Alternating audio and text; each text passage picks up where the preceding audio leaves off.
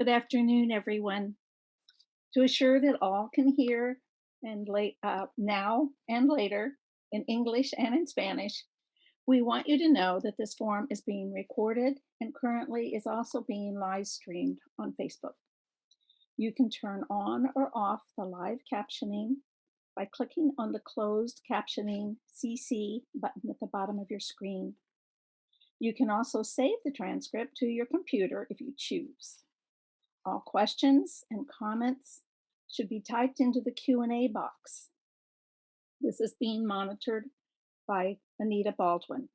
Your questions will be answered by our panelists live or by a typed response. This forum has simultaneous interpretation in Spanish provided by Sylvia Uribe of Transit Pro. For Española, Leila Tantaya. To listen to Spanish at the bottom of the screen, look at the bottom of your screen for a globe near the right side at the bottom. Click on that globe for a choice of languages to hear in, and then click on Spanish to link to Sylvia's Spanish translation. Now, welcome to the League of Women Voters of Santa Barbara's March Community Forum, South Coast Housing 2030, coming together now. I am Pam Flint Tambo, Vice President of Programming and Chair of the Social Policy Committee for our Santa Barbara League. And before I start, I'd like to acknowledge that the land that we're on here today is unceded territory of the Chumash people of Santa Barbara. We appreciate and respect our Chumash elders, past, present, and future, who call this place their home. And we thank the Chumash community for their stewardship and their support. We look forward to strengthening our ties as we continue our relationship of mutual respect and understanding. There will be no community forum in April, but we encourage you to participate in the Community Environmental Council's event at the Arlington Theater on Saturday, April 23rd, as part of the annual Earth Day programming. Our next monthly community forum will be on May 18th. The topic is an update on juvenile justice in Santa Barbara County. Then on June 4th, we will hold our annual meeting. And then there's a National League Convention in Denver on June 23rd to 26th, live and on Zoom. Our local league's new fiscal year begins in July, and our monthly forums will begin again in September, hopefully live without Zoom. So stay tuned for those plans through our channel voter newsletter and our website. A big thank you today to Linda Honigman and Lisa Carlos for planning and organizing this forum.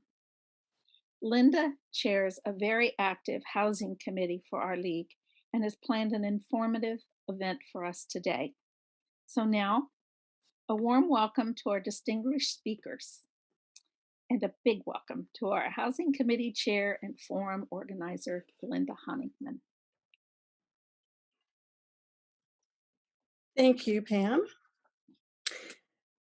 For our second housing forum, we are building on last year's theme, South Coast Housing 2030. But we've added coming together because we need renters and homeowners, young and old, cities and county, economic and people-centered interests to come together to find community-wide solutions for the many housing challenges we face. We have put a link, or we will put a link to a document that will have the order of forum topics and contact information for the presenters in the chat box. That will be disabled, I believe. So your questions should go in the Q&A. Our first presenters, who will be giving us the renter perspective, wear several hats. First, we have Stanley Zankoff, who has been in the area since 2008. He worked for the Fund for Santa Barbara for 6 years and is now with CAUSE, Central Coast Alliance United for a Sustainable Economy.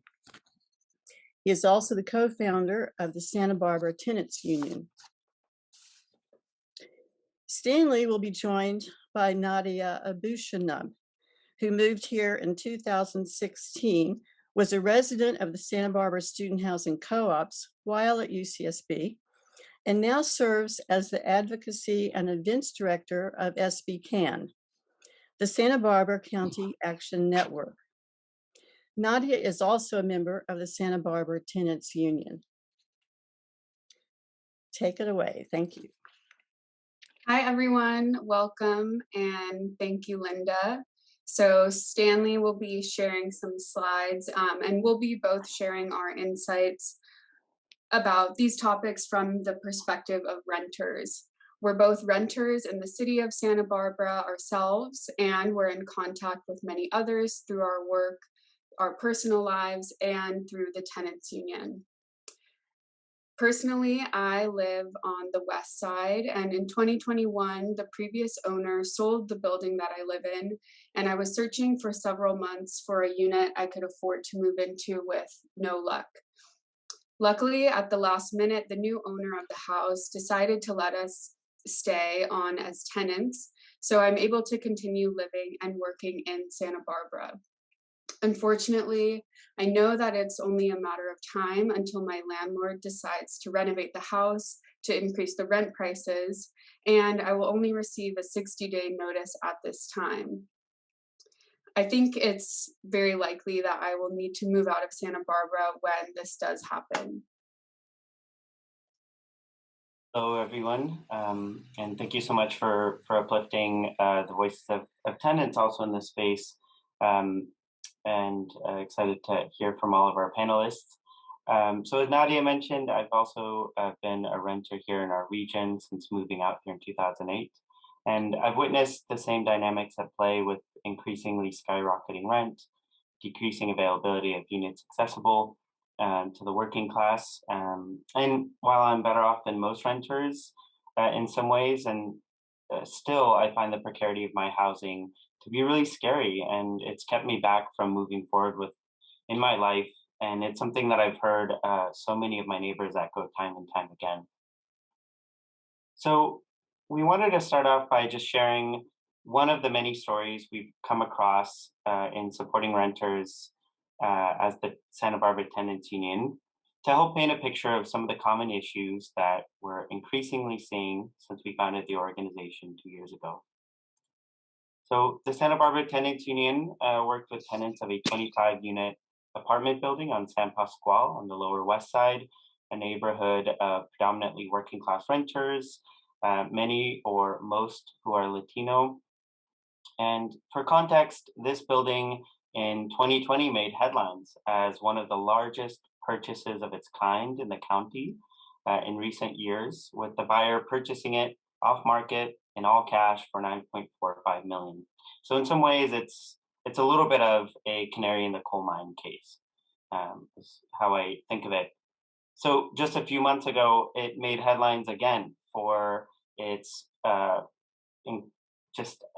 exceptional rent increases and a lack of disability accommodations, the renovations on decaying structures that displaced long-term tenants. So what we witnessed when we were invited in to help organize with those tenants was really painful to see.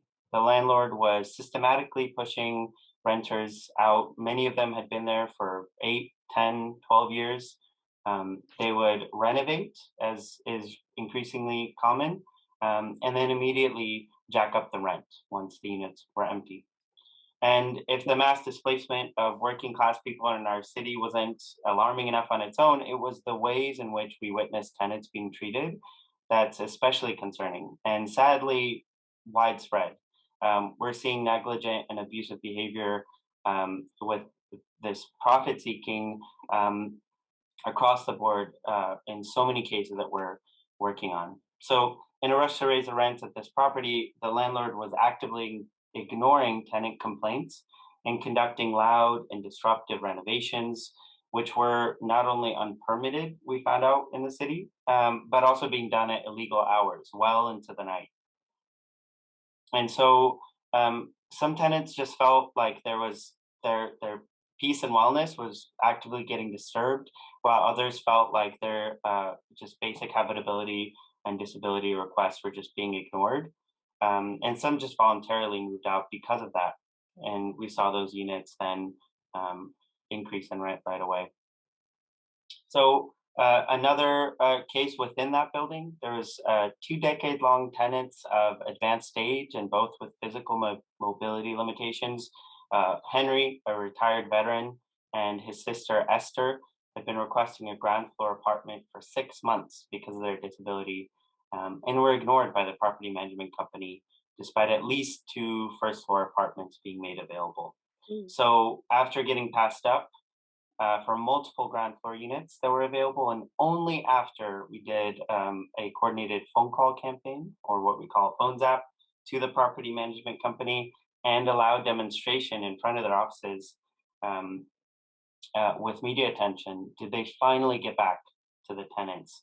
And this is something that's been happening with other property management companies and other kind of larger apartment complexes, like the recent East Side mobile home park, where they had black mold complaints of 3 years that went unresponded to. So, and there's other many cases that I could bring forward with this property management company, but really it's happening across the board. So at that San Pasqual building, most of the tenants at this point have moved on, either to another unit in town, or even, more sadly for the city, moved out of the region where we, because they just couldn't deal with the nuisance or the rent increases after those buildings were then put back on the market. So the example at San Pasqual included some illegal actions by the landlord, which we talked about. But what's important to point out here, I think, is that even perfectly legal displacement through things like renovations and other strategies that we'll talk about, and then the almost immediate price hikes can and do happen, and they happen quite often. So taking a step back from the San Pasqual example, there are a few issues that the Santa Barbara Tenants Union is seeing across the board throughout our city and in our region. So with the rental market being so inflated, landlords have a lot of incentive to get rid of their current tenants so they can increase rents. And if you talk to the average renter in town, they know this in a day-to-day way. So landlords will do this through Ellis Act evictions. So they're claiming that they're taking the unit off the market to evict the tenant, but then just putting the unit back on the market with much higher rent. Landlords will sometimes, we've witnessed, do the same thing by claiming that a family member is going to move into the unit, evict the tenant, but then turning the property into a short-term rental, like an Airbnb, or just putting it back on the market, then raising the rent, which is allowed after a tenant vacancy. In some places, like the Bay Area, there are actually counties that penalize these types of actions, but we don't have that here. So also, we are seeing a lot of issues coming up with tenants being scared of having to look for a new unit. And so they're incentivized to put up with more habitability or safety issues from their landlord, or just even actual illegal rent increases of more than the 9% that's legally allowed, or might be scared to even ask for a maintenance request or actually follow up or hold the landlord accountable through the mechanisms that we have, because they're so terrified of getting pushed out and then having to go back on the market to find a rental unit.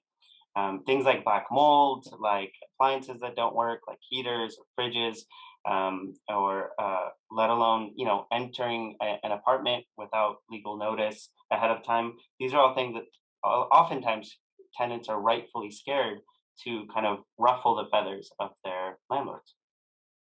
And kind of tying all of this, which Nadia I'll pass it up to Nadia, but the gap between the rent that was commonplace even just a few years ago and what the rents are now is so great that some tenants are just really intimidated by the prospect of moving out, getting displaced, and so are having to put up with more and more. So, Nadia, I'll pass off to you. Yeah, so these issues are all made worse by the extremely low vacancy rate in the city. And as you can see here, the vacancy rate for rental units in the South Coast is, or sorry, this slide shows the rent burden of the South Coast. So the vacancy rate for rental units has always been low, but it has been exacerbated over the last few years as more rental units are being converted to short-term rentals or being purchased as vacation homes. And we've also seen during the pandemic that a lot of high-income remote workers are moving to the Central Coast and are willing to outspend the local workforce, sometimes by even 2 or 3 times what people are able to afford here. So if you're not a renter, or if you haven't been in a while, or even if you have, but you haven't had to look for a new unit in a while, you might not understand the severity of these issues. And so these slides that we're going through just show the rent burden, which is the amount of a person's income that needs to go towards rent in the city. And it is different by race and immigration status. And I know we're going through these quickly, but this is recorded and we can send out the slides if people are interested. And so this next slide after this shows the median rents on the South Coast in 2021. And as you can see, it's really hard to find a 1-bedroom apartment for less than $2,400 in Santa Barbara. That is kind of absurd. And then the next slide shows the AUD prices. So AUDs are often portrayed as a great solution to the housing crisis to build more units. But you can see here that these AUDs are even more expensive than the other rental units. And this report that came out last year shows that Santa Barbara County is the #1 least affordable county in the United States because not only of the high cost of housing, but the imbalance between housing costs and wages. So I think a lot of people might be unaware of what the different affordability levels actually are in Santa Barbara. So this is a slide that shows that information. And just as an example, in Santa Barbara, you can make $70,000 a year as a single person and still be considered low income. And the next few slides are some recent examples of what these jobs are in Santa Barbara. So this is some city jobs, so some public employee jobs, police record specialist, senior custodian. These are very low income jobs in Santa Barbara. And then these are very low income essential worker jobs, so barista, retail store associate, preschool teacher, caregiver, essential jobs that are in the very low threshold. And then low income, we have public works inspector, senior electronics communication technician. These are city jobs again in the low income category. And then these are low income essential worker jobs. So this is just to sort of give you an idea of what the market for jobs is like in the area. And I think there's one more. Yeah, so this is moderate income, so still not in that above average level, still moderate income. We have police officers, senior building inspector. So yeah, we're just including these examples to illustrate that it's not just minimum wage earners who are struggling to afford to live here. These are city employees, these are school teachers, police officers, nurses, well-paying jobs compared to a lot of other jobs, but still people who are struggling.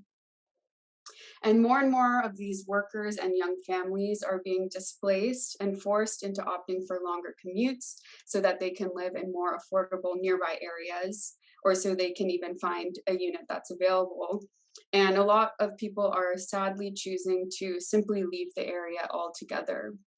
Long commutes impact people's daily well-being and contribute to greenhouse gas emissions and also a loss of economic activity in our region.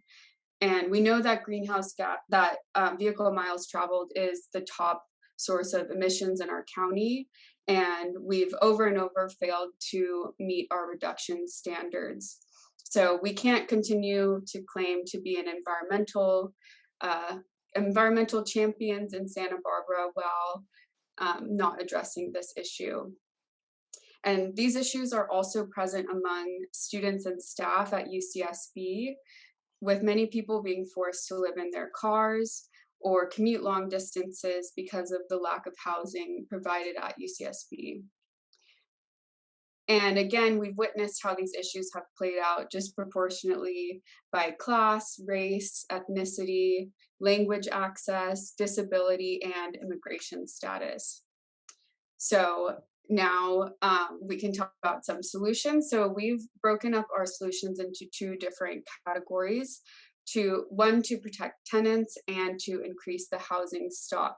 So to protect tenants, Santa Barbara should strengthen and enforce existing tenant protections with better laws against retaliating for organizing and closing those loopholes that enable the soft eviction Stanley was mentioning, and ensuring a right to legal counsel in eviction cases. We should support the rent stabilization effort to cap rent increases and stop the price gouging that happens between tenants by capping the permissible increase in this time. So this would be a state level change, but even without new legislation, we should enforce increases of less than 10% because we have been in a state of emergency since 2017. And then to increase the housing stock that's available, we need to build more housing, but there are some short-term actions that can be done in the meantime. So we should enforce and strengthen short-term rental ordinance and tax vacant homes. We should hold UCSB accountable for the student and faculty housing they have promised to build. We should find ways to prioritize units getting rented to the local workforce. And we should make sure that when we do build more housing, we're prioritizing very low, and moderate affordability levels. Yes, that is the dream. Thank you, Nadia. So this is where I run the risk of maybe stepping on my soapbox, but more foundationally, we need to elevate tenant voices and build renter power. It's just currently not an equal relationship between landlord and tenant, and our region in its entirety is suffering because of this. So by getting organized, we can ensure that problems that tenants face get addressed in the short and long term. And that means that we need to support the long-term, deep, and difficult work that this entails. So we need to hear more renters represented in public comment at City Council, at Planning Commission.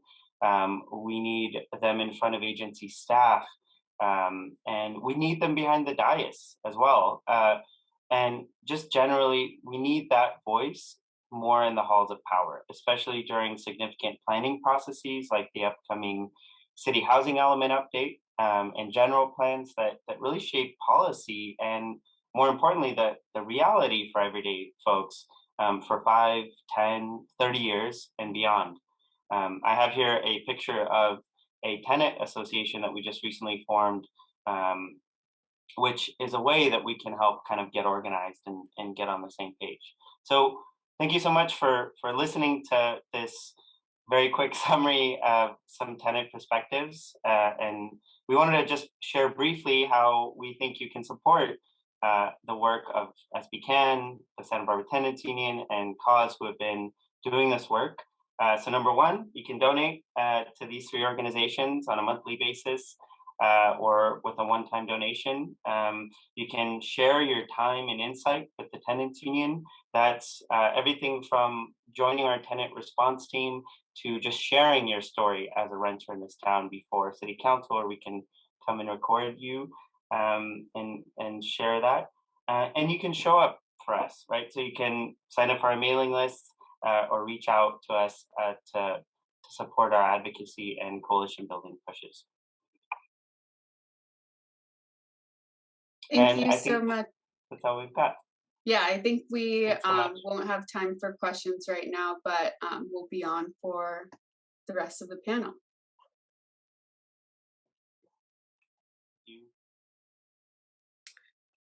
Well, we do have a few. I would go ahead.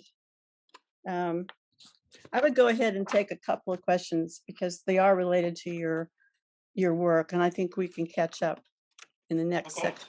Okay, great. So I just noticed here somebody said great presentation, and just mentioning the Central Coast Regional Equity Study. This is something that's near and dear to me, having worked on that in my last job. So folks can go to centralcoastequity.org and see more data, which the Fund for Santa Barbara and the Bloom Center, as well as the USC Regional Equity that Regional Equity Institute are collaborating on, and I'll drop the link in the chat as well. Some of the slides that we mentioned here, including rent burden, were from that. So thanks for bringing that up. Great, and I see a couple questions from Bob Hamber asking what percentage of those in need of low-cost housing would be content with renting, and then another question about people being satisfied with smaller units or no units with no parking and that sort of thing. And that would be a great, question for a large survey or a study that the city could do.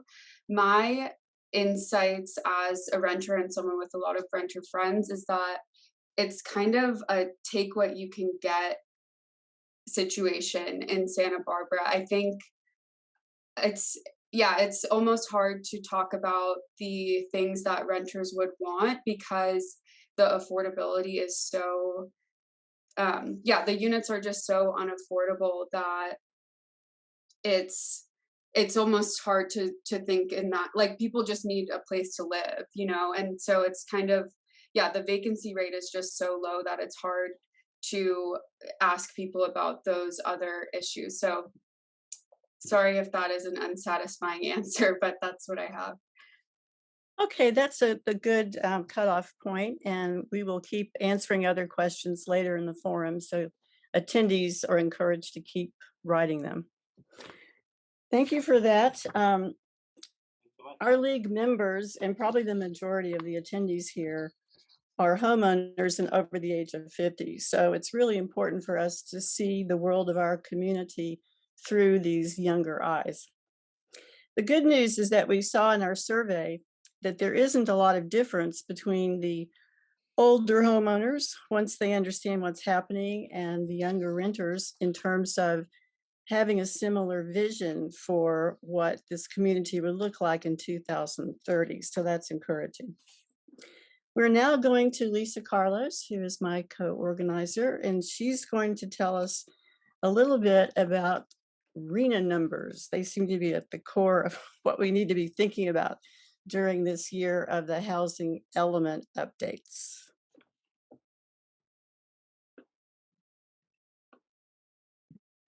Hello, everyone. Okay. There we go. All right. Thank you, Linda. What is RHNA and why is it important? RHNA stands for Regional Housing Needs Assessment. Since the late 60s, the state has mandated that cities and counties demonstrate how they plan to meet the housing needs of all community members. What RHNA does is set new housing construction targets by 4 income levels: above moderate, moderate, low, and very low income. You've heard those income levels before. By having income-related targets, we can track whether or not we're meeting the housing needs of our entire population equitably. At the state level, RHNA calculations are run every 8 years based on job growth and demographic projections.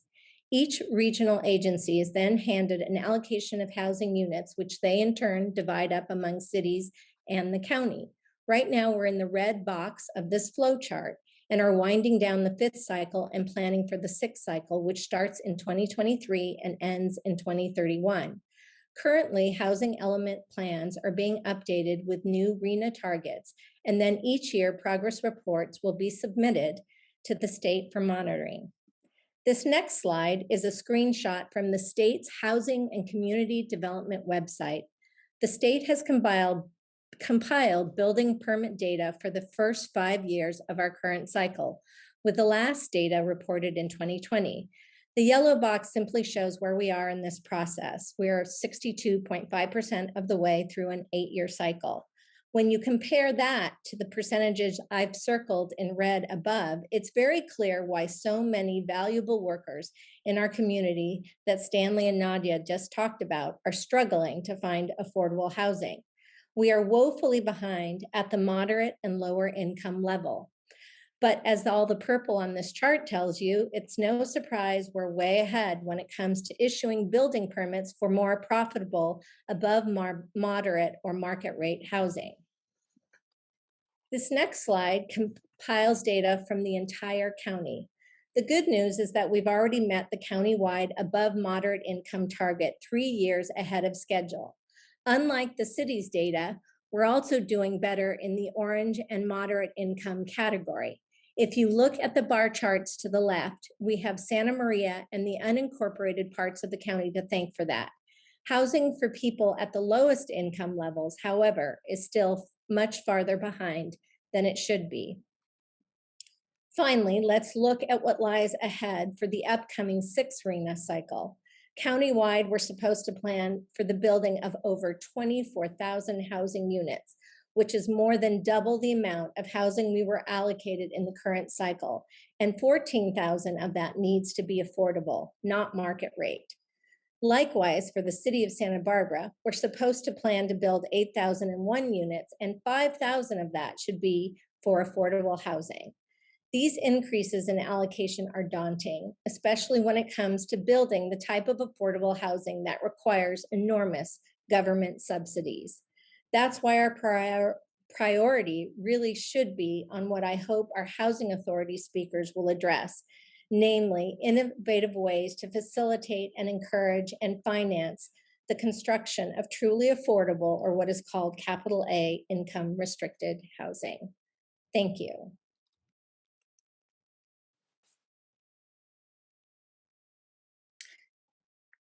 Okay, so we are ready for our next topic, which is affordable housing news for the city of Santa Barbara, beginning with Rob Fredericks, our Executive Director of the Housing Authority for the city of Santa Barbara. We're very lucky to have both Housing Authority leaders with us today, and he will give us a summary of his very busy year since he participated in last year's forum. Hi there, Linda. Thank you. And I am going to share my screen. I can find it. Here it is. Yeah, I'm so glad to be with all of you today, and great presentations so far from everyone. And some of this, I have some repeated information, and I'll just go through it really quick. And Nadia and others already explained why housing matters. That was my title of my topic last year, is the need for housing and why it matters. And it matters because a home is foundational. From my perspective, having a home is a basic human right. Having a place to call home, a place to lay your head at night, is a basic human right. And we're failing as a nation and a community because we're not providing for the need in all of our communities throughout the country. And, our mission as a housing authority is to create stable, affordable homes. And that's exactly what we do. We want to envision a community where families and individuals have access to affordable housing and pathways to self-sufficiency. And we've done a pretty admirable job over our 52-year history. All these blue dots around the city of Santa Barbara are units that we own and developed. Over 70 developments throughout the city, so we're not concentrated in one part of town.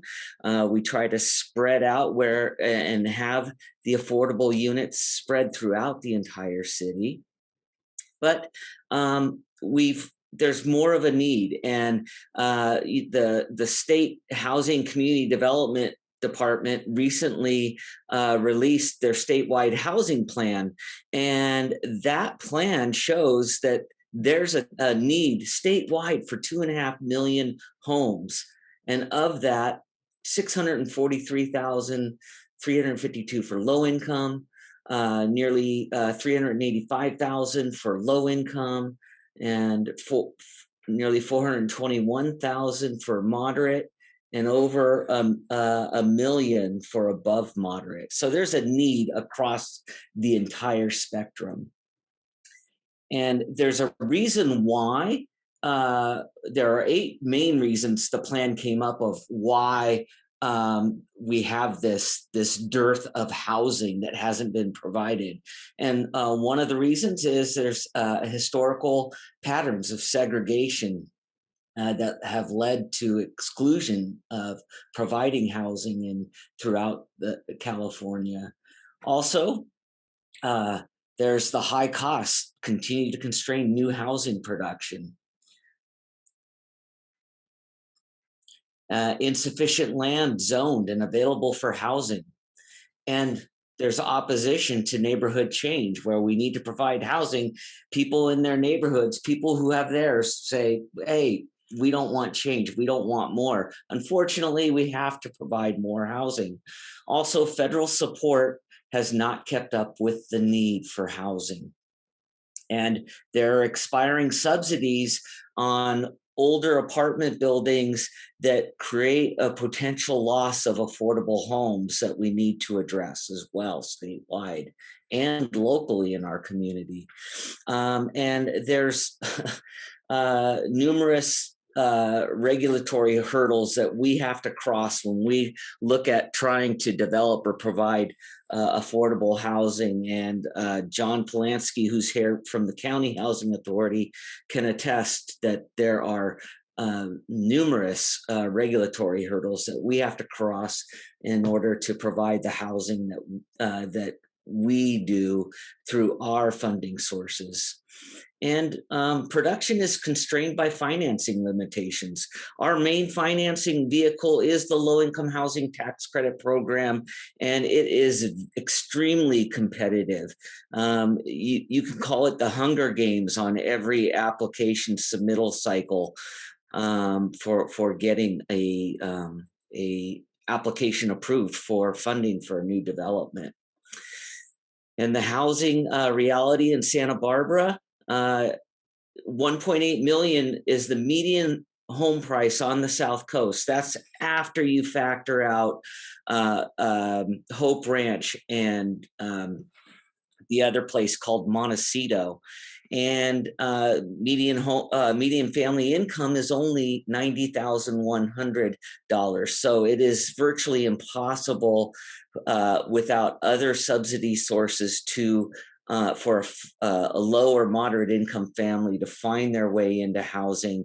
And I'm sure that Jennifer McGovern will be able to talk about what the Housing Trust Fund does to provide access to moderate income and even low income families for housing. And the vacancy rate, what Nadia mentioned early on in Stanley, is it is really very difficult for apartment renters to find an available unit. And yet we have almost 5,000 households on our Section 8 wait list that need housing now. And we don't have enough vouchers to issue for all of those families on a wait list. These are hardworking families. These are low-income families that fall within that bracket that Nadia mentioned, that, you know, they're folks who work for the city, who work for Cottage Hospital, who work for the county. They need housing too, and they can't afford the housing in Santa Barbara on the South Coast because rents are so extremely high. And we have Well, the number's even higher according to the recent count that just came out, initial count, over 887 homeless in the city of Santa Barbara. And we have the RENA numbers that have been touched upon, and 4,100 units needed across the income spectrum, and we're failing to meet those.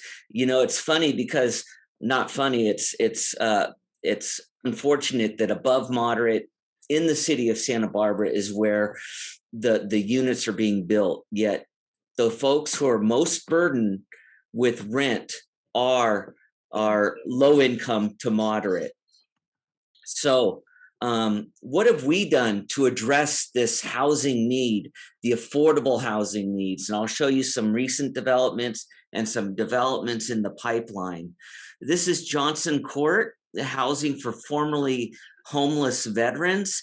17 total units. It's a low-income housing tax credit development.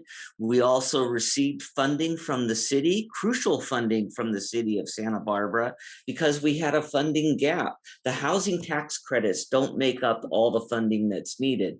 So the city of Santa Barbara provided some much needed funding, and we were able to open this right when the COVID came in.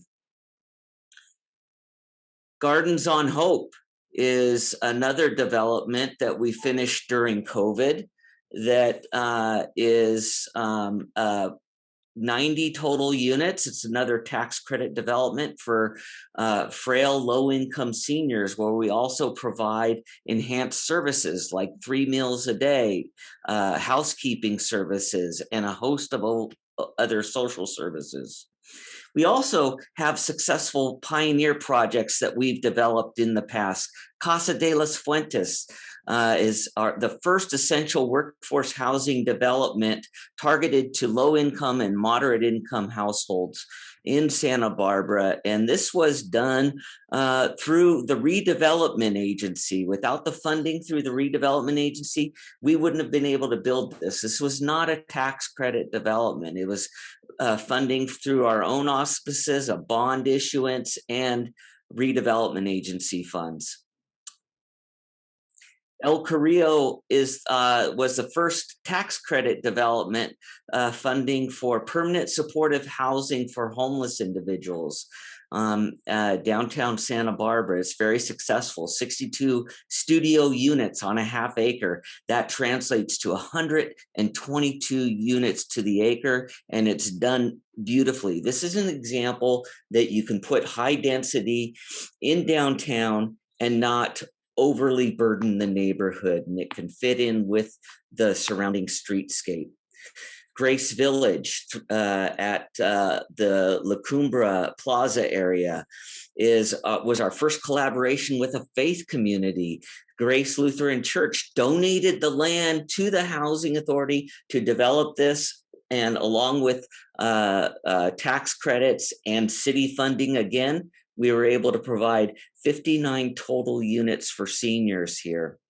On the horizon, we have a development at 200 North La Cumbra that is in the pipeline for affordable family units. We're planning 48 units, a mix of 1 bedrooms, 2 bedrooms, and 3 bedrooms here to serve low-income families.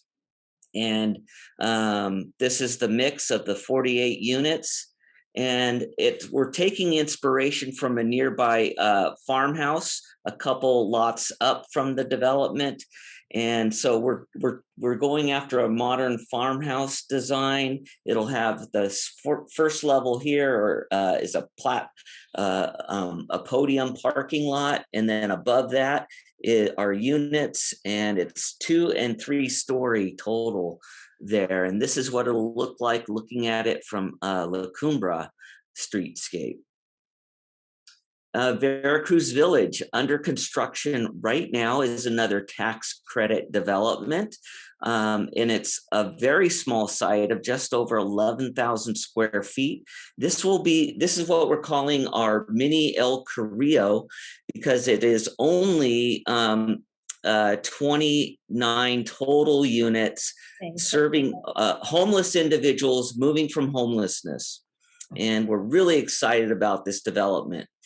And it's permanent supportive housing and 18-month construction timeline. This is recent drone footage. And here's what it looks like here. This is the site, very small site here. And then Carrillo Castillo commuter lot. This is a partnership with the city of Santa Barbara. It's an avenue for providing moderate income workforce housing here. The city knows they need more restricted units for moderate income, and that's what we're going after here at 400 West Carrillo Street. And it'll be 63 units, 21 studios, 36 one-bedrooms, and 6 two-bedrooms. And again, this will not be a podium style, it'll be all parking, surface parking.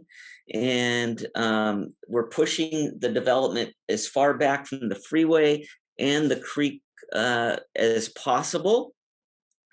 Here are the elevations. And here's an elevation from Kitty Corner from Casa de las Fuentes that I showed you earlier. This is what we're planning to look like. We've submitted our PRT to the city. We're hoping to get in front of historic landmarks very soon. Would appreciate community support at that public meeting on this development so that we can move it along and hopefully begin construction. What else is really pioneering about this development is we're bringing in a private equity investor, an altruistic investor to provide for the construction and permanent lending costs here. We're not going out to a private bank lender. We're not going for tax credits. Because we're going for moderate income development, we had to seek other funding sources. And so we found an altruistic investor, and they are acting as our equity investor on this, bringing in the funding needed. The city's providing for the land, and the equity investor, M3, is providing for the construction and permanent lending costs on this. And that's all I have for you. One other thing I wanted to add is that I added this as our last slide last year, this quote: "We shape our buildings and then they shape us. The architecture impacts the human outcome." We have to provide the needed housing, but we have to do it right. And we have to have it fit in with the existing neighborhood and have it compatible. And that's what we're after as we go forward in our developments. Thank you. Thank you, Rob.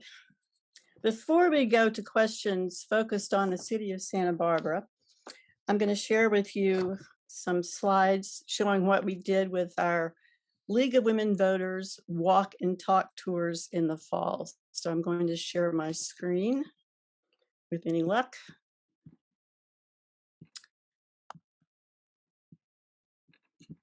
Make sure it actually went through.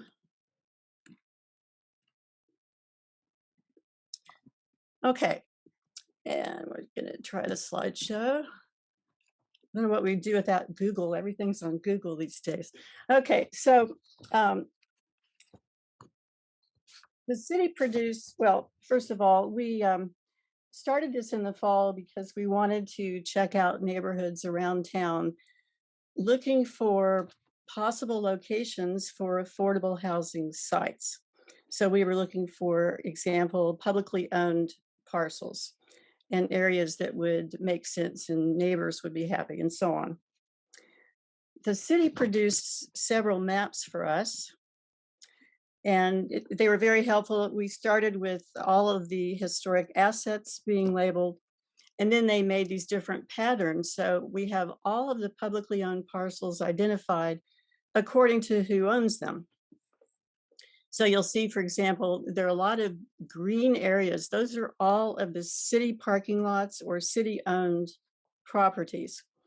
The large yellow is school-owned and so on. So starting at the top, the first site that we covered was county-owned, or we started at the courthouse, and then we noticed this very large parking lot.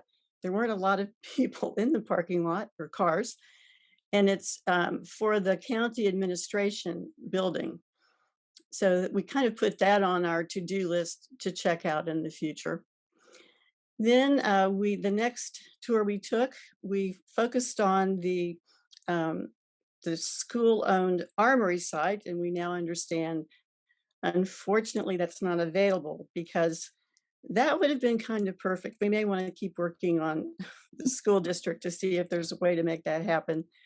It's 5 acres, and since it's sandwiched between the schools and it's kind of down the hill, you wouldn't have any issues with blocking views. Then we stopped at, on the bottom there, across the street from Santa Barbara Junior High. We met the people at the Habitat for Humanity, and they are planning to build a couple of triplexes where their offices are now. So that was interesting, and it was my first exposure to what you have to do now if you are going to build in a flood zone. So that's something to think about going forward. You have to make it higher elevation for one thing. Okay, and then the two on the left these are our tours that we took with the AIA charrette team members. That was very valuable. The first one was at the 1000 block of Chapala, and we talked about this site last year as a good location, maybe to apply for a large grant from the for the affordable housing and sustainable communities that comes from the state cap and trade funds.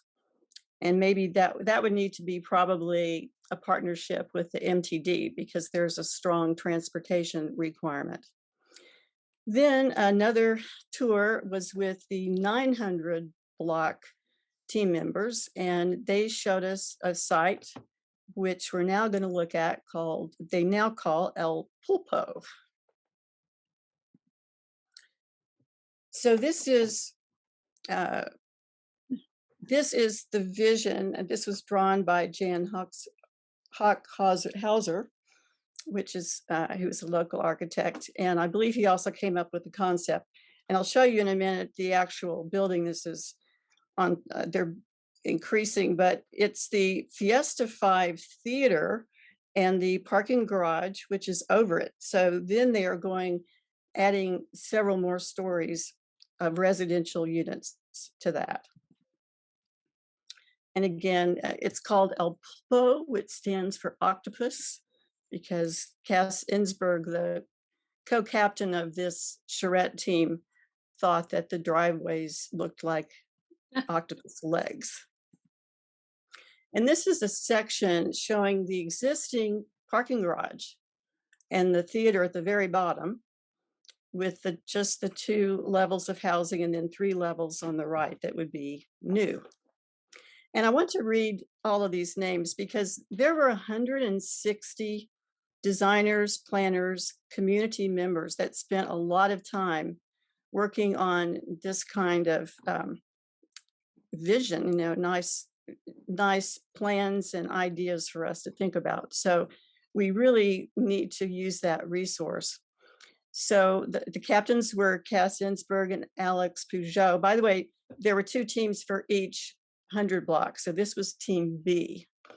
And architects Tom Jacobs, Jacob Nitzko, students, I'm covering up my slide here, but I think it's Alexander. I can see it on your screen. Alex McGonigal, Michael Soto, Brian Bugay, Shernese Lee, and community member, real estate broker, Matt Labrie. And I probably mispronounced half of those, so I apologize. And then finally, this was, I believe, our last walk and talk, where we went to La Cumbre, met up with City Council member Eric Friedman. And we learned a lot. I think there used to be 20 landowners, and now we've gotten down to 4, so it's more doable. And we're really looking forward to see what could happen there, because unlike State Street, you're starting with something old and kind of ugly. So whatever we do might be an improvement. Okay, so I will unshare now.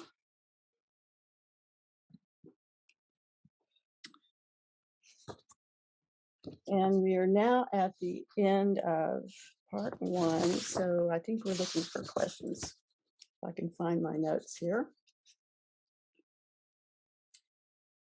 And I can read a few of the questions that came in. Yeah, go ahead. Great. So we had a couple of questions.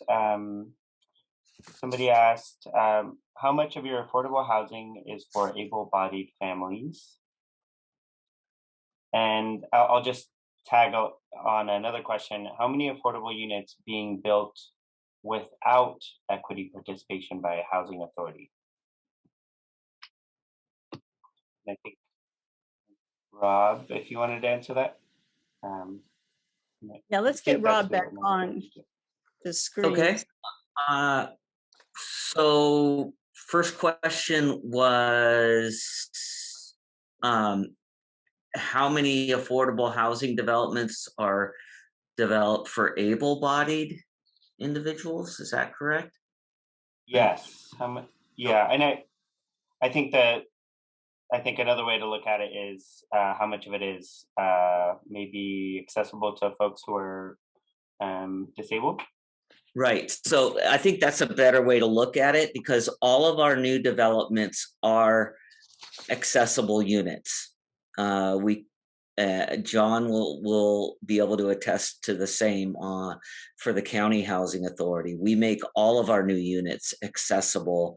If they need to be modified in any way, we do that. So there's a breakdown on our website of who's currently served in our developments. About 50% of our units are for seniors and disabled, are serve seniors and disabled, and the rest are workforce, low-income families, and others that just need an affordable place to call home. So we serve a very wide variety of residents in Santa Barbara with our developments. And what was the second question? The second question, my fault for combining a lot. So the second question was, how many affordable units being built do not have the equity participation of a housing authority? So the way I'm reading that is, how many of the units that are affordable, right, lowercase affordable, being built without the housing authorities kind of guidelines and considerations around equity? Very, very few. There are nonprofit housing developers. The only main nonprofit developer active in our region is People Self-Help Housing. So they develop as well, but nothing going on right now on the South Coast as far as new developments, as far as I know from them. So very few developments happen for capital A affordable housing without the housing authority's involvement, either the city housing authority or the county housing authority.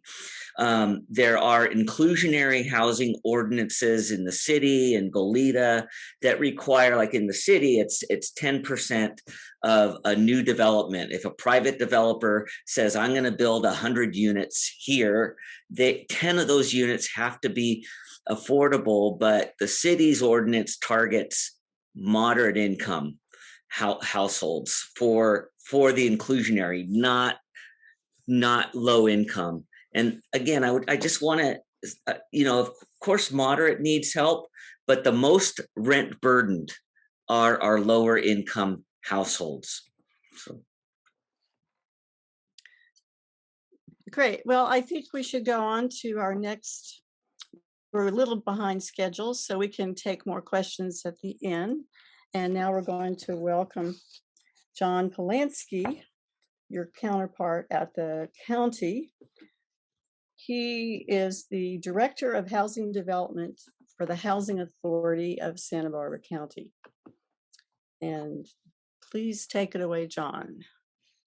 Good afternoon, everyone, and thank you very much for taking the time to learn more about affordable housing. I'm going to build a little bit on what Rob and Nadia and Stanley and Linda and Lisa have talked about earlier. Just a little bit about the Housing Authority of the County of Santa Barbara. I've been Director of Housing Development at the Housing Authority of the County of Santa Barbara for almost 26 years.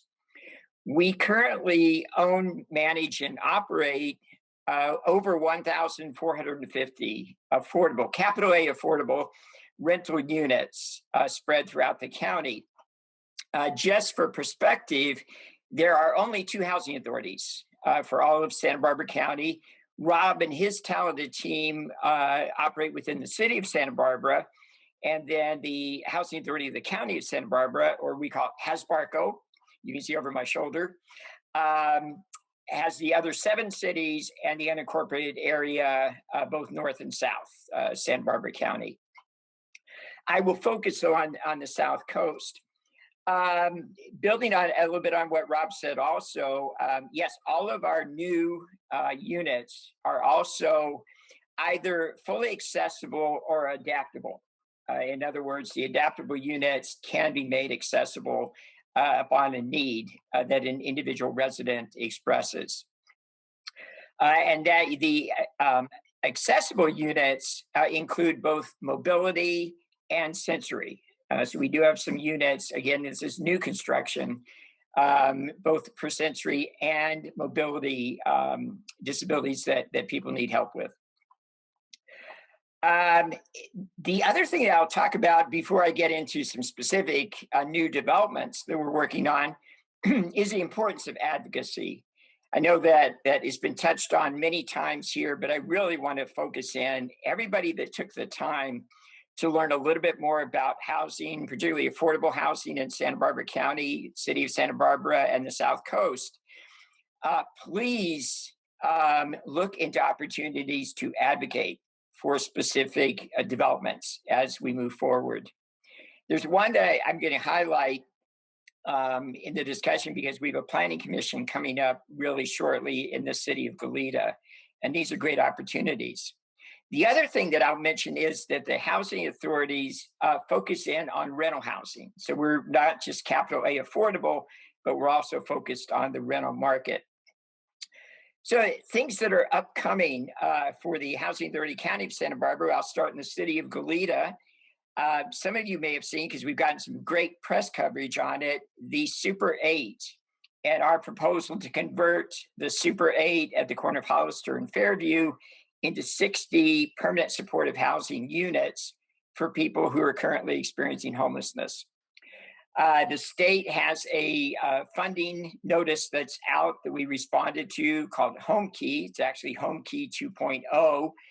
In the original Home Key, we were able to convert an office building to 15 permanent supportive housing units up in the city of Lompoc. So for the second round of Home Key, we have proposed converting the Super 8 into 60 units. The application is in. We're receiving really good questions from the state. It is oversubscribed. There were $2.1 billion in requests for $1.4 billion in Home Key funding. So it is oversubscribed, but we're cautiously optimistic on that. And we've received really great support from the county, from the city of Goleta, and from the community, including some of our business neighbors there at the Super 8. The advocacy opportunity that's coming up is actually also in the city of Goleta, and it's Heritage Ridge. Heritage Ridge is one of our 3 partnerships with a private sector developer, where we will do the capital A affordable units, and the private sector developer, FPA Multifamily, will do the market rate workforce units. all rental units. One of the things in looking for a private sector partner to be able to build affordable units and workforce units, we wanted a private sector partner that specialized in rental units and rental units that are designed and priced for the workforce. So we're really pleased to be working on Heritage Ridge as one of 3 developments on the South Coast that we're working with FPA Multifamily. Heritage Ridge, we're proposing 104 affordable units, capital A affordable, 104. And FPA, our partner, is proposing 228 workforce-oriented units for a total of 332 units in the city of Goleta. The city has been really supportive. The community has really been supportive. But as we all know, there are still people that are concerned and oppose new housing. And so, advocates coming out to the Planning Commission on March 28th, either writing a letter ahead of time or attending the Zoom Planning Commission meeting on March 28th would be really vital to helping us to move this forward. The next one that we're working on with the same team is the Carpenteria Development just north on Baylord. It's in the unincorporated county area just outside the city of Carpenteria. That is one of 2 school district-owned properties. This one is Carpenteria Unified School District that we're working on, where the school districts have found they don't need a new school because of stagnant or reducing employment, because young families can't afford to live on the South Coast. So on the Carpenteria development, we're proposing 41 affordable units, and our partners, FPA Multifamily, 128 workforce units. And you probably have read some things. We do have some significant opposition to the Carpenteria development. So advocacy is going to be really vital to help us get through. Just for perspective, what we're proposing is a little bit under 25 units to the acre, which would be on the low end of what Rob's group in the city of Santa Barbara has been able to do. The third one that we're working on, also the second school district property, is actually the Santa Barbara Unified School District, and it's called the Tatum property, unincorporated Goleta, near Turnpike, actually near 118 unit affordable housing development, Positano Apartments, that we currently own and manage. That is still early in the process. One of the exciting things, in addition to these public-private partnerships with a private sector developer who is focused on workforce rental, is the ability to look at preferences without violating fair housing. In the case of the school districts, we're looking to see if we can establish, or how we can establish preferences for school district employees who meet the income levels.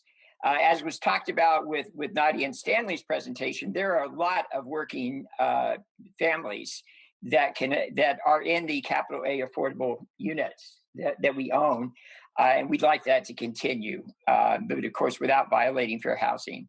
A couple other just really quick things you'll be reading about later on: Patterson Point, also in the Goleta area, and Hollister Lofts, unincorporated county near the Goleta area. I would like to close with just really another, to urge again, advocacy at all levels, advocacy with the decision makers, but really important to write letters, send emails, and if you can attend Zoom Planning Commission meetings like the one we have for Heritage Ridge on March 28th. We need to hear from renters. We need to hear from homeowners who are concerned that their kids, their friends, their relatives can't afford to stay in the area and rent. And we need to hear from business people as well, that they're concerned because they have trouble attracting and retaining staff because of the lack of housing. We work really closely as a team. I see Rob a lot. I see Jennifer a lot, who you'll hear from next. And so I want to turn it over. I know we're running a little bit long, but happy to provide more information about these developments that are moving forward. And thank you very much.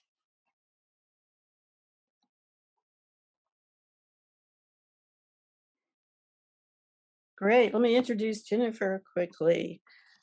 She is the CEO of the Housing Trust of Santa Barbara County, and she has quite a good long history working on behalf of affordable housing in this area.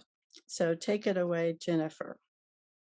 Okay, great. Thank you so much. Yeah, I wanted to just say a couple of words about the Housing Trust Fund. We're a county-wide nonprofit loan fund, and our mission is to expand affordable housing opportunities for low to middle income residents. So we do work county-wide. We have four main activities. We have a revolving loan fund for affordable housing production. So we loan low-cost money to housing producers or providers, and for site acquisition, pre-development, construction. And over the years, we've facilitated the development of 372 units of affordable housing. Our second main program is a down payment loan program. So we provide home buyer assistance because we think that helping people to access the existing housing market is a good strategy because that's our largest resource, the stock of existing housing. So we started that program in 2012 in North County, and then we expanded the program to South County in 2018. And to date, we've helped 67 households, both families and individuals, purchase an entry-level home in the community. And we do that by offering either a deferred or a low-cost down payment loan, because getting the resources for the down payment is a key obstacle for home ownership for most people. So right now in South County, we have a loan up to $125,000, and it's an interest-only low-cost loan. And in North County, we're just restarting our program there, and we're going to be offering a down payment loan up to $100,000, and it's 30-year deferred, so it's no payment for 30 years on that. And that program is exclusively for low-income households because it's with funding from the State Department of Housing. And the South County one is for low to upper moderate income. So that's another key strategy. And in South County, the new North County program, we can make loans in South County, but due to the housing cost, it'll probably be for people who buy resale restricted affordable homes. Our third program is fairly new. It's a housing innovations program. And the idea there is to see if we can find new technologies that could reduce the cost and time to produce affordable housing. And we've launched that program with a very exciting effort to print the very first 3D printed affordable home in Santa Barbara County on a church property in Goleta. And the other part of that project that's exciting is that 3D printing uses sustainable building materials. And we're also going to put state-of-the-art solar voltaic systems, etc. So it's a project that can kind of bring together the environmental community and the housing community. The fourth activity I wanted to really highlight is our whole goal is to increase the amount of local resources, financial resources for affordable and workforce housing. And so we have as a goal, a long-term goal, to build the fund. And we've done quite well in the past with securing government capital grants and investments from banking partnerships. But as the years have gone by, everyone knows so well, as we've heard in the presentations today, that the issue's gotten more and more critical and the government subsidies are limited. So we'd like to put a new focus or renewed focus on what can we do working together with the three sectors, the private sector, government, and the nonprofit sector, to build the fund so that we have more local financial resources to do a variety of programs to help groups like the county and city housing authorities in their efforts to provide more home ownership potentials, and to maybe do things like renter assistance, that kind of thing. So we're going to be launching that effort on March 23rd. We're having a community input session that everyone's invited to. And that's to start a dialogue about hearing from you some of your ideas about what might be needed programmatically so that it'll help our agency recalibrate our efforts. And also, more importantly, what are some brainstorming ideas about how we could raise more money for addressing local housing solutions? Oh, and you can access, you can register for the March 23rd event by going to our website, which is www.sbhousingtrust.org.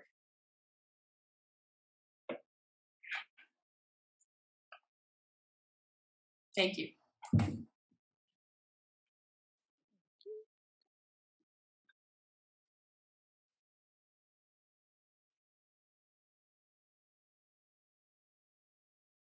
Are we good here?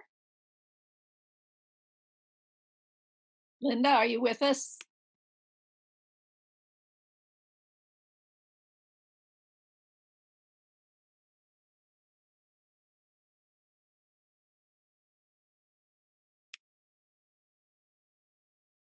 Okay.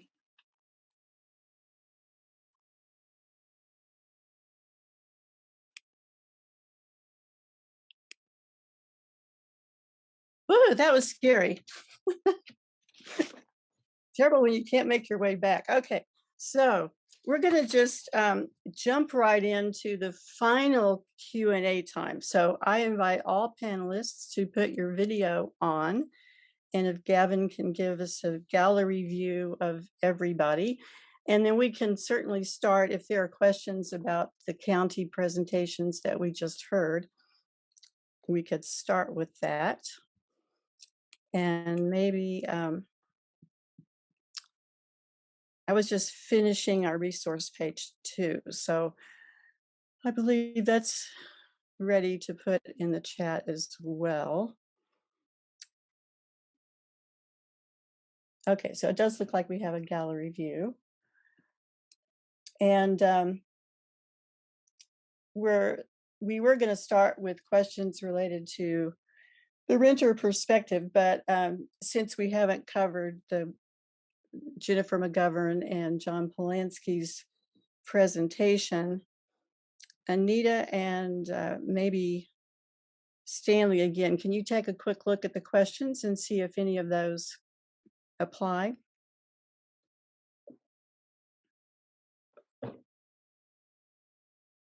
Well, one question that we got was around the topic of advocacy. And I know a few of our panelists mentioned that.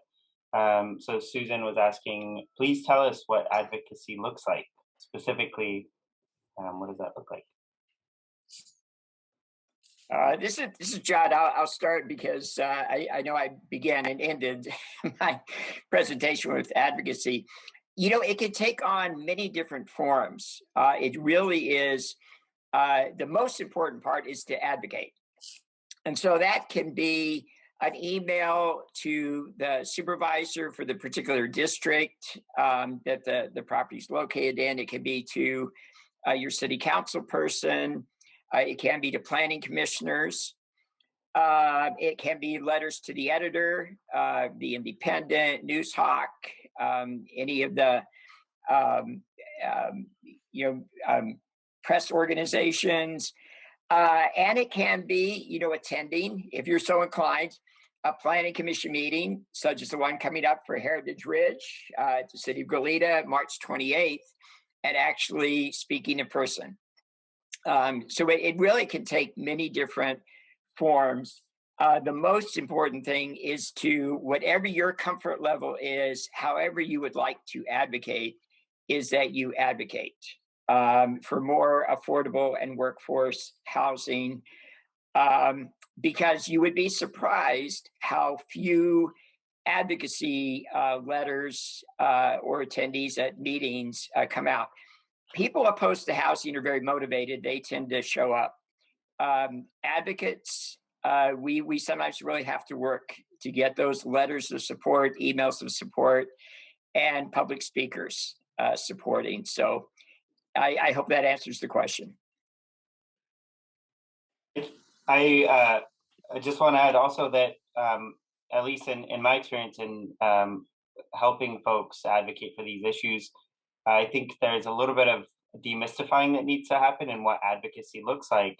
And more often than not, when you've talked to decision makers behind the dais or wherever, they are just hearing for shows of support. And so what I remind folks when in these types of calls to action is really, like, you can just just say that you're in support of more housing or share your perspective. It can be short and sweet. You don't need to be a policy wonk, but it's about showing up about half the time.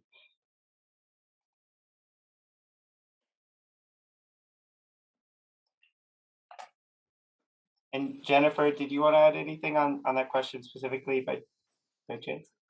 Well, we're not involved directly in the approval of projects. We come after, we do the funding after, but we have been asked to submit letters of support occasionally. And I think John is spot on that.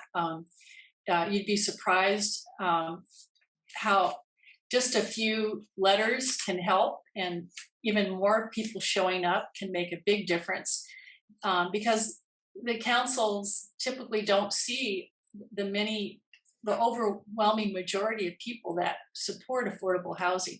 They're going to see people who are opponents, who are often very vocal and dogged about what they're doing.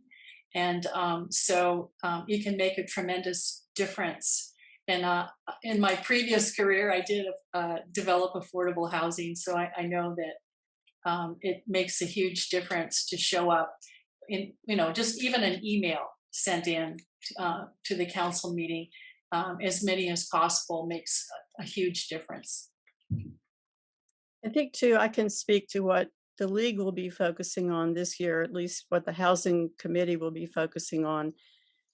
This really is a very important time because the housing elements of every general plan, so that's for City of Goleta, County, City of Santa Barbara, I assume Carpenteria has one. They only get updated, the housing element only gets updated every 8 years. So this is the time to really pay attention to what's being planned. And so often, all of us end up in a kind of a reaction mode. Something is proposed, it's going to come up either on the planning commission or city council or county supervisor's agenda, and we have like 2 days to prepare a letter and figure out what our position would be. And it will be much better if we can all focus on having a proactive approach and encouraging all the elected officials to have a proactive approach and being very intentional about what we are doing and realizing what will happen if we continue on the course that we are on now. So join the housing committee would be my suggestion.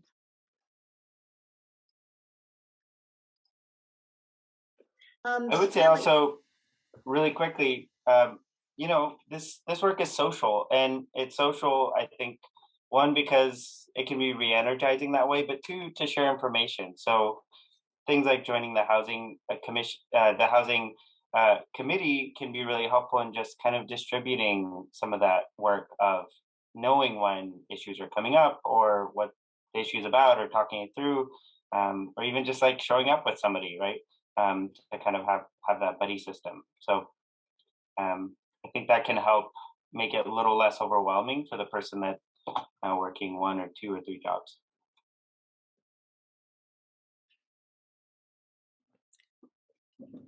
So Bob Hamber has the question, what % of those in need of low-cost housing would be content with renting? I think if you're living here, you don't really have a choice. I don't know if anyone else has. I'll chime in again because we have this conversation. We have, similar to Rob and the City Housing Authority, we have nearly 10,000 names on our countywide waiting list.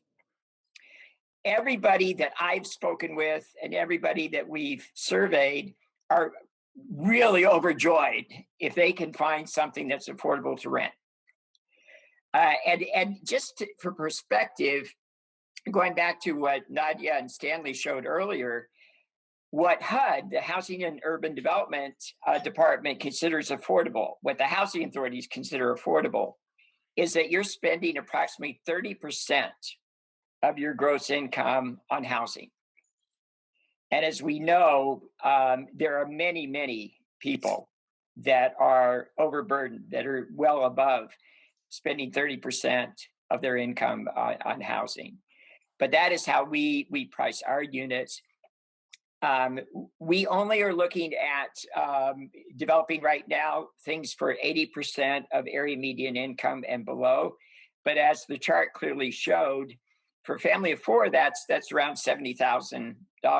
So if you have one earner within a household, or even two that are earning near minimum wage, we house a number of working families, in addition to people coming out of homelessness and persons with disabilities and seniors. Having renters appear and advocate is really important, because what we have found is the overwhelming majority of people would be really happy renting. I mean, home ownership is typically a goal for many people, but finding an affordable place near where they work in South Santa Barbara County to rent is what people are asking for now. Yeah, I concur. Most people would be very, very pleased and happy to have an affordable place to rent in our community. I'd like to mention also that there are homeownership opportunities for lower income households in South County. It is very limited, but between the city of Santa Barbara and the county, there's probably an inventory of over 800 affordable homeownership units. And they get a turnover in those units of anywhere from 10 to 12 units a year, sometimes more. And they have waiting lists. So, if you're patient, you can sign up. And those homes sell between $200,000 and $400,000 generally. So, it's always good to sign up for stuff like that if people want to try to own a home. And they're called resale restricted affordable homes. So they do not inflate with the market. They have a lower rate of increase over time. And there's a possibility for down payment assistance through the Housing Trust Fund, correct? Yes, we will make a down payment loan to someone purchasing a resale restricted home. Linda, there's also a question at the top of the Q&A from Bob. It was his first question, one of his first questions, asking about how the panelists would feel about tiny homes. If you'd like to go to the top of the Q&A and check that, I'm not sure which panelists would like to address that first. But well, I can tell you that in the survey, the micro units were not very popular. So, and I don't remember if we even defined micro unit. I think we did. We had small units around 400 square feet. That was one of the choices. And then the micro units were smaller, closer to 200 or 300 square feet. So, there are a few people that said yes, if there's absolutely nothing else, it might be better than living outside, but they're not embraced widely, let's say. And I see there are a bunch of other questions. I didn't even realize that there's a whole, I was looking at the top, but there are quite a few others. I don't think we addressed Wayne Mellinger's comment, right? So I think I'll just read it. It costs more to keep people homeless than to put them into permanent housing. Some cities have said that they save money, $28,000 per person per year. If our county housed its 2,000 unhoused people, our county would save $56 million each year. So why don't we build all the affordable housing our community needs? Short term, it will cost a lot, but in the long term, we'll save money. Who would like to answer that? What you pay for today, you save tomorrow. So I'm with I'm with Wayne on this. Is that we should be building more permanent supportive housing. We need a lot more of that throughout the entire county, and we have to come together as a region and say, okay, well, if we're going to do that, we need to reallocate resources to really put the money into these developments that are needed. So, and I also, this is John, I also really wholeheartedly agree with Wayne and thank him for his comment. And I'll use the Super 8, the one we're working on currently under Project Home Key as an example. Both the county and the city of Goleta have committed a significant amount of their ARPA funding, the new federal funding, to help close the gap if we're able to secure the home key funds. And so they are really strongly behind us being able to convert the Super 8 into 60 permanent supportive housing units. So I really appreciate the city of Goleta and the county of Santa Barbara and their support for that. But you're right, we need more. And just really quickly too, there's a funding program that we've been using from the state called Housing for Healthy California. And that is actually focused on us working with healthcare systems like Cottage and Dignity, because what they have found is that people experiencing homelessness, one of the high costs is they use the emergency room as healthcare system for anything and everything. And so it's really working with, in our case, Cottage in South County to try to house some of the folks who are also coincidentally experiencing homelessness and saving the hospital money as well as policing and other things. So Wayne is really spot on. Studies have shown time and time again that in the end, it is less costly, not to mention more humane, to try to house people than to keep folks unhoused. I'd like to add that a couple of things that might help facilitate more development is the land costs now are tremendous. And when we had a redevelopment agency, groups such as the City Housing Authority could get loans there to help purchase land, but that doesn't exist anymore. So that's another reason that the trust fund would like to be able to step up. I think a program of land banking to help purchase properties that can be developed later, or identify the parking lots and things that you guys did on your walk would be really important. Also, getting the correct public policies in place. I know the city's done a lot of work in that, so I think there's like variable densities now, so that you could build smaller units on the same property footprint. And then the idea of doing mixed income housing, I think we need to really look at that because of the financing difficulties. But that's going to require a source of low cost long-term financing so that we can afford to build those projects, because they won't be necessarily tax credit eligible. But it might provide a way to serve both low and the moderate income and even some workforce households in the city and other parts of the county. Okay, I want to acknowledge that it's 1:35, and I think some of us are happy to go another 5 minutes, but if there's anyone that needs to leave, please feel free. We're very grateful for all of the time that you have given us up to now. And I think there were a couple of questions that I think it would be great to get to. William Smith asked about I don't think we answered this already. When housing is built for school employees, do employees lose their home when they lose their job? And that's important, whether it's for city or county employees or anybody. Do we know what the rules are for such projects? I'll mention because we are working with, as I said, the two school district properties, the Carpenteria Unified School District and the Tatum property, which is Santa Barbara Unified School District. Right now we're exploring. This is exploration of being able to get preferences for school district employees.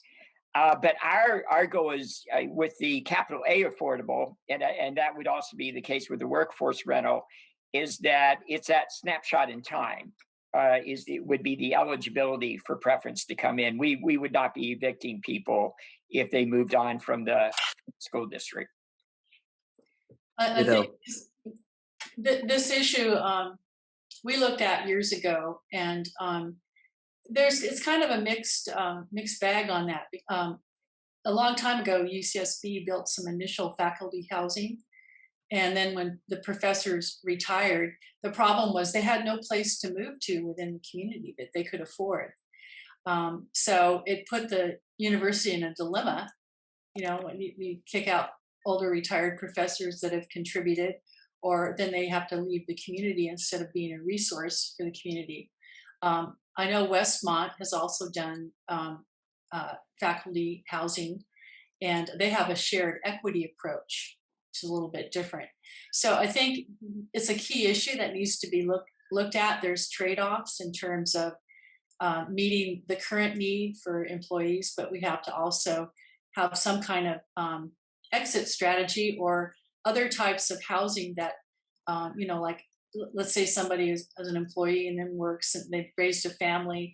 Is there a downsized unit that they can move to, like a condo or something? But that would require kind of a larger stock of housing and a program to really look at the continuum of housing need for employees. Do we have time for another question, Linda? I'm debating that myself. We have lots of good choices, but I know that's really the problem. You don't want to slide somebody by picking somebody else. There are lots of good questions. Yeah, let's go for it. What one do you think? I wanted to highlight Gail's question.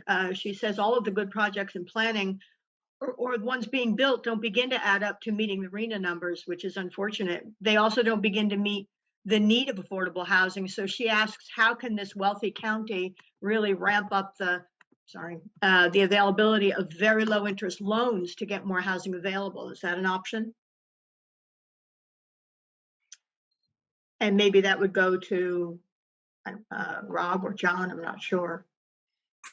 I don't know specifically about low interest loans. That could certainly be a program that the county could consider. One thing that I think is very important is creating an ongoing local source of funding for affordable housing. And, whether it's a piece of transient occupancy tax, because there is a nexus for low income worker employees at hospitality centers, or a countywide bond measure for affordable housing. I would think that looking at other communities, Alameda passed a successful bond measure of about $550 million, and comparing the size of counties by population per capita, we could probably, I would think, do a bond measure countywide of about $250 million. And just think what you could leverage with $250 million in tax credits or other sources of funds to really scale up and do what's necessary to fill that gap of the need. So, John, anything to add to that? Rob, I completely concur. I think, it's an all of above approach. We do rely heavily on low-income housing tax credits, both federal and state, but that is a limited resource and it's oversubscribed, just like Home Key is.